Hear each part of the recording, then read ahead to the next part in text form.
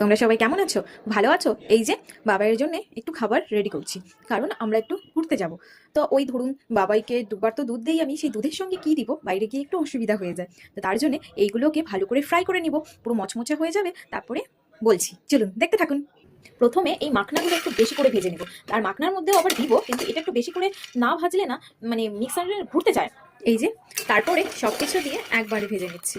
একটু পোড়া পোড়া ভাব হবে, মানে হালকা, বাস।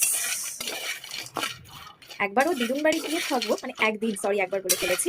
তারপরে ওখান থেকে আমরা আরেকটা জায়গায় যাবো, ওর জন্যই এই ব্যবস্থা। বেশ ভালো গন্ধ বেরিয়েছেন জানেন। কিন্তু আজকে একটা মানে আজকে আমি রান্নাঘরে বাবার জন্য জিনিস করেছি, কিন্তু বাবাই এখানে নেই। বাবাই আছে বাড়িতে, লোক এসেছে তো ওদের সঙ্গে বাবাই গল্প করতে ব্যস্ত। আর এই জিনিসটা দেখুন, খুবই দারুণ মানে গন্ধ। এটা ঠান্ডা হতে দিই, তারপরে মিক্সিতে ঘুরাবো। চলুন এবার এটাকে পেস্ট করে নেওয়া যাবে। এই যে পেস্ট করার পরে এরকম হয়েছে। বুঝতে পারছি না দলা দলা কেন হয়েছে। ও আচ্ছা, ওই যে কাজু দিয়েছিলাম আর আখরোট দিয়েছিলাম না, মনে মনে ভেবেছিলাম আখরোটটার জন্য মনে হয় একটু দলা পেকে যাবে। চলো ঠিক আছে, বেশি করিনি। যতদিন বাইরে থাকবো ততদিন, এই 2-3 দিন ধরুন, এটা চলে যাবে বাবাইয়ের। ভিডিওটা ভালো লাগলে লাইক কমেন্ট শেয়ার করে দেবেন। টাটা।